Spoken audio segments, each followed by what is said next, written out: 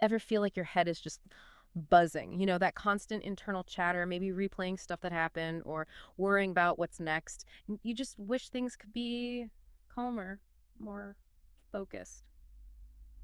Well, if that resonates, you're definitely in the right place today. We are doing a deep dive into a really influential book, Eckhart Tolle's The Power of Now, a guide to spiritual enlightenment. Basically, the book's core message is that a lot of our unhappiness stems from getting way too caught up in our own thoughts. It points us towards really living like fully in this exact moment.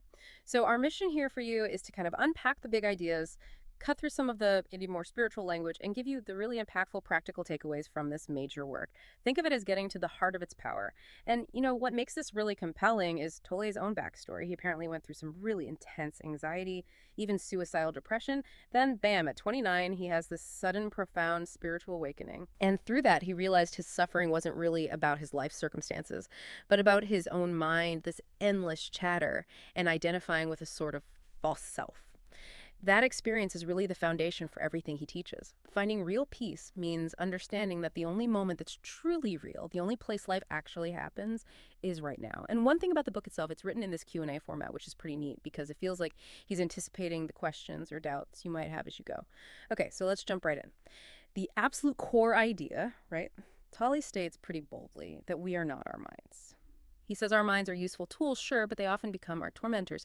What does he actually mean when he talks about the voice in the head not being the real us? Is there a common misunderstanding there? Yeah, that's definitely the place to start. It's fundamental. What he's pointing to is that constant stream of thinking.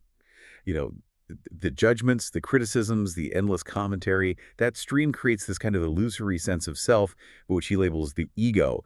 And this ego, well, it keeps us bouncing between anxiety about what might happen and regret over what did happen. It basically stops us from being here. Now, the key insight, the first big step he suggests is to watch the thinker. Just observe your thoughts without judging them, like you're just a witness.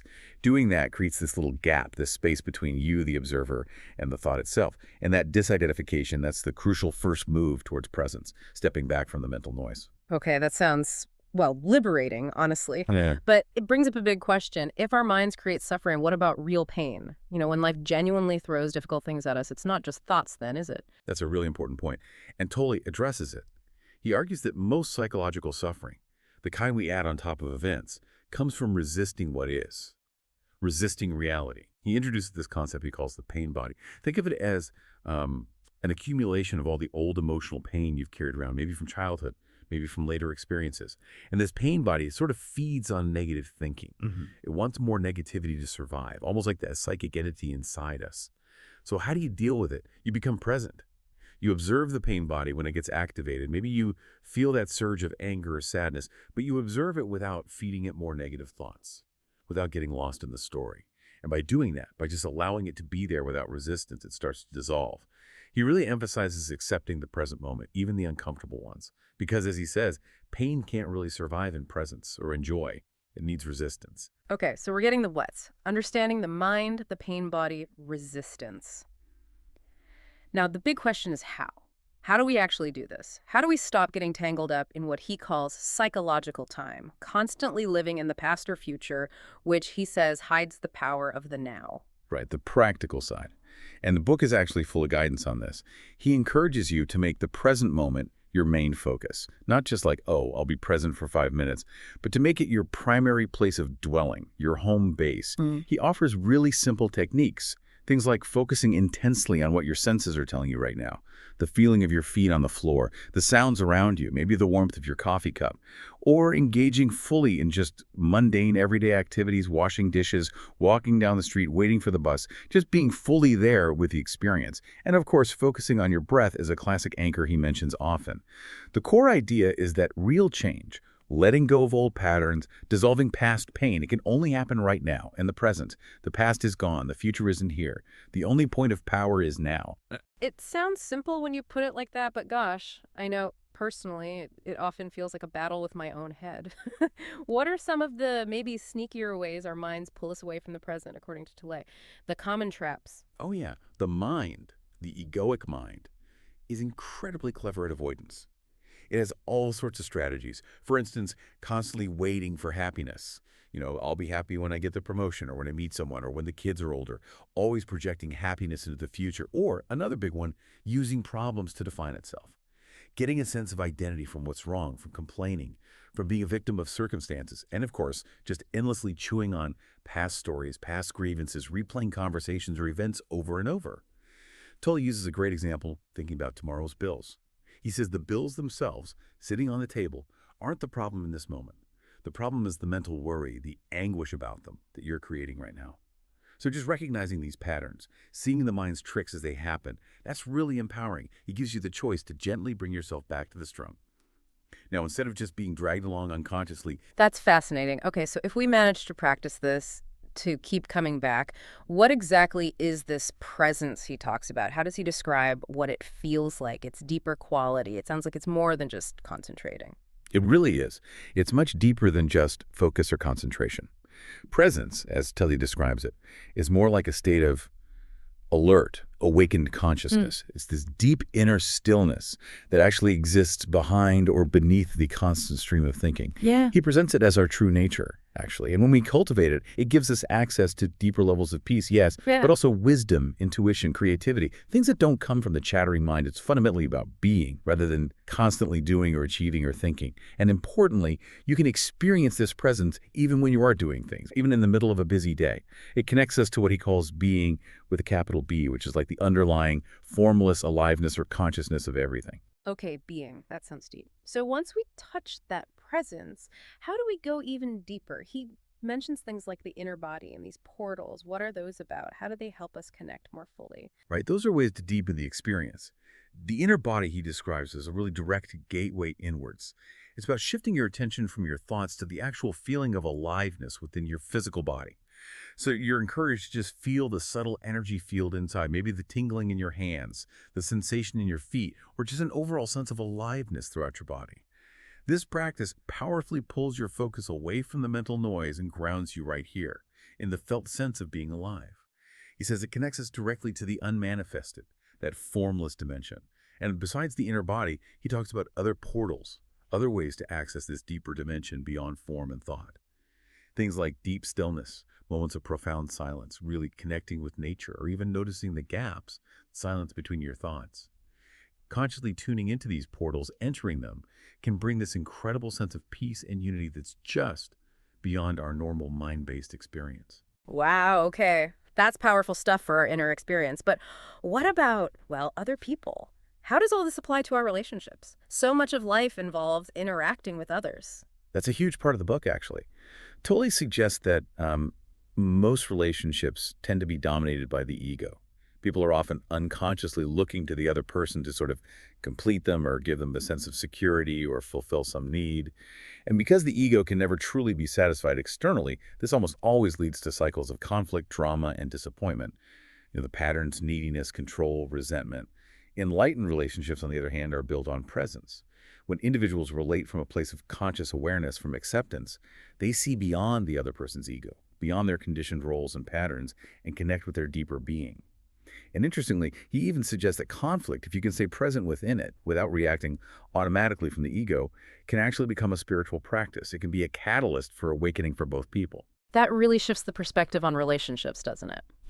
Okay, so zooming out again, if we apply this presence to our general search for happiness, Toll talks about going beyond happiness and unhappiness. It sounds a bit strange, maybe. Aren't we all aiming for happiness? It does sound counterintuitive at first glance, definitely. But he's challenging the way the mind usually thinks about happiness and unhappiness as these two opposing states on a pendulum. You're happy when things go your way, unhappy when they don't. You're always swinging back and forth. True peace, the deep, abiding peace he talks about, lies beyond that swing. It comes from accepting the present moment exactly as it is, without labeling it good or bad, without inner resistance, even when circumstances are difficult. When you can do that, you tap into this deeper stillness, this sense of okayness that isn't dependent on whether things outside you are happy or unhappy. It's that peace that, as the saying goes, surpasses all understanding. It's not about feeling giddy despite problems, but finding a state of being that underlies them. Okay. And the final big concept right at the end of the book is surrender. That word can carry some negative weight, like giving up. What's Tolle's specific meaning here? Yeah, it's crucial to get his definition right. For Tolle, surrender isn't weakness. It's not resignation in a passive sense. It's definitely not giving up on taking action in your life. Instead, it means an unconditional inner acceptance of what is right now. It's about letting go of the inner resistance to the present moment's reality, even if that reality seems negative or unwanted. It's about dropping the mental fight against what's already here. The really profound insight is that this inner surrender, this alignment with the isness of the moment, is actually an incredibly powerful state. Paradoxically, it often opens the door for positive change to happen or for the right action to emerge. It's about accepting reality first, finding that inner peace, then acting if action is needed, but acting from peace, not from frantic resistance or anger. It's clear this book has had a massive impact. Thinking about it overall, what would you say are its greatest strengths? And also, what are the things people often find tricky or maybe push back against? Well, the strengths are pretty clear, I think. First, the language. For such deep concepts, it's remarkably clear and accessible. He explains complex spiritual ideas in a way that, many people can grasp, even without prior background. Also, it's incredibly practical. It's not just theory. It's packed with exercises, pointers, direct invitations to actually experience presence. That's invaluable. The Q&A format, like you mentioned earlier, is also real strength. It feels like he's addressing your specific doubts as they come up.